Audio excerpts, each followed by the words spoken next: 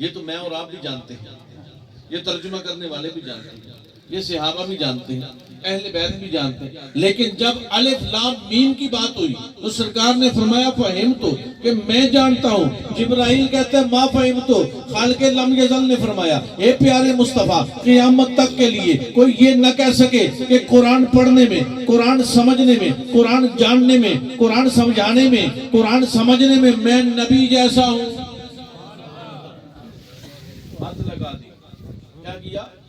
ہاتھ لگا دی کہ قرآن پڑھنے میں بھی کوئی آپ کا مقابل نہیں ہو سکتا، مقابل نہیں ہو سکتا۔ اچھا، دوسری جو آیات ہے کہ جو ترجمہ ہے وہ مقصود خدا نہیں، اور جو مقصود خدا ہے وہ ترجمہ نہیں۔ اللہ رب العزت نے قرآن میں فرمایا ید اللہ فوق ایدیہم، اللہ کا ہاتھ۔ عقیدہ یہ ہے کہ اللہ جسم و جسمانیت سے پاک ہے، اللہ آنکھ پاؤں ہاتھ کانوں سے پاک ہے، اللہ سمیع بصیر علیم خبیر ہے۔ اگر ہم اس بات پر عقیدہ بنا لیں گے ید اللہ فوق ایدیہم کہ اللہ کا بھی ہاتھ ہے، تو پھر قاری صاحب ہاتھ کے ساتھ وہ بازو تو ماننا ہی پڑے گا جہاں ہاتھ فٹ ہوگا۔ تو جب بازو ماننے گے صوفی بوٹا صاحب، پھر یہ جو کاندھا بھی ماننا پڑے گا، چیسٹ چھاتی ماننی پڑے گی جہاں بازو ٹکے، اور اگر اتنا مانیں گے تو پیٹ تو ماننا ہی پڑے گا کہ جس کے ساتھ چھاتی جڑے، اور یہ پیٹ مانیں گے تو ٹانگیں تو ماننی ہی پڑیں گی۔ نکلے تھے توحید کا دعویٰ لے کر پورا بت تیار کر کے بیٹھ گئے، نکلے تھے توحید کا دعویٰ لے کر پورا بت تیار کر کے بیٹھ گئے۔ اب اللہ کا مقصود اور ہے، ترجمہ اور ہے۔ اللہ کا مقصود اور ہے، ترجمہ اور ہے۔ اسی طرح یہ جو آیت کریمہ ہے اس میں بھی مقصود اور ہے، ترجمہ اور ہے۔ لیکن دوسری بات یہ ہے، اگر کوئی بڑا کسی کے لیے کہہ دے کہ یہ جاہل ہے تو اس کے لیے سند بنتی ہے، اور اگر وہ شخص خود کہے کہ یار میں تو جاہل آدمی ہوں، میں نکما بندہ ہوں، اس کو نکما مانیں گے؟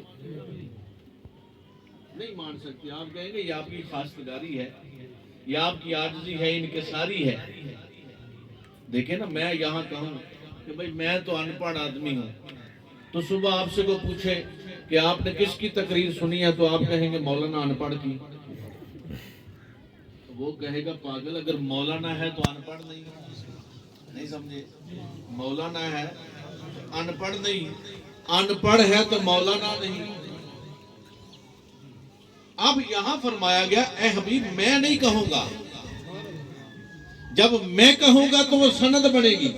پیارے مصطفیٰ جب میں کہوں گا تو وَالضُّحَىٰ وَاللَّيْلِ إِذَا سَجَىٰ مَا وَدَّعَكَ رَبُّكَ وَمَا قَلَىٰ، جب میں کہوں گا تو وَلَلْآخِرَةُ خَيْرٌ لَكَ مِنَ الْأُولَىٰ، جب میں کہوں گا تو أَلَمْ نَشْرَحْ، جب میں کہوں گا تو وَرَفَعْنَا لَكَ ذِكْرَكَ، جب میں کہوں گا تو وَالْعَصْرِ کہوں گا، جب میں کہوں گا تو وَالْفَجْرِ کہوں گا، جب میں کہوں گا تو إِنَّا أَعْطَيْنَاكَ الْكَوْثَرَ کہوں گا، جب میں کہوں گا تو یا ایھا النبی کہوں گا، جب میں کہوں گا تو یا ایھا المزمل کہوں گا، جب میں کہوں گا تو یا ایھا المدثر کہوں گا۔ پیارے مصطفیٰ جب میں کہوں گا تو یا ایھا النبی إِنَّا أَرْسَلْنَاكَ شاہدًا ومبشرًا ونذیرًا کہوں گا۔ اے میرے مصطفیٰ جب میں کہوں گا تو آپ کی شان کہوں گا، آپ کا مقام کہوں گا، جب میں کہوں گا تو ثم دنا فتدلی فکان قاب قوسین او ادنی کہوں گا، جب میں کہوں گا تو سبحان الذی اسری بعبدہ لیلا من المسجد الحرام الی المسجد الاقصی کہوں گا۔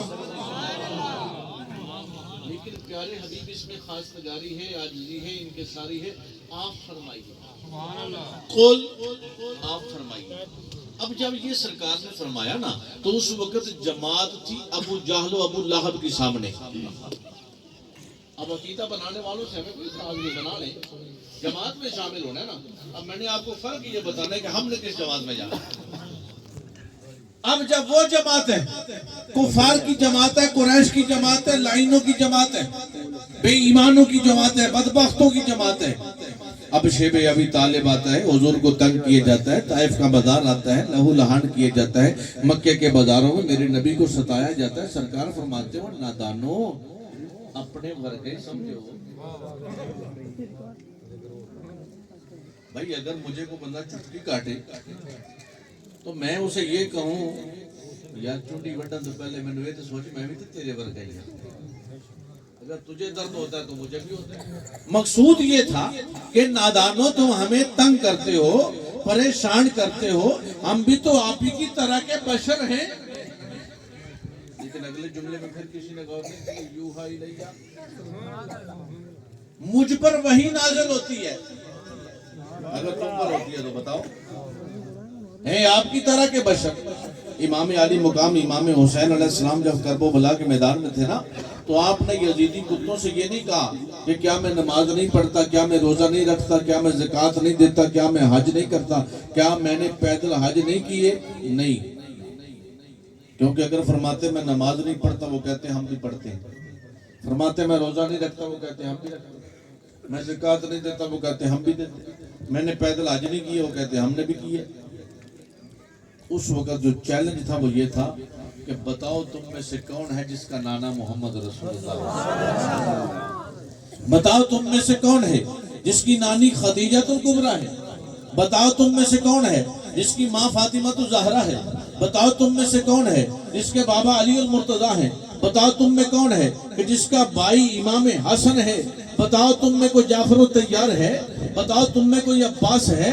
تو یہ کہا گیا تھا، چیلنج یہ تھا کہ وہ چیلنج تھا کہ بھائی ہم تمہاری طرح کے ہیں، لیکن بتاؤ ان ہستیوں میں سے تمہارے اندر کوئی ہے؟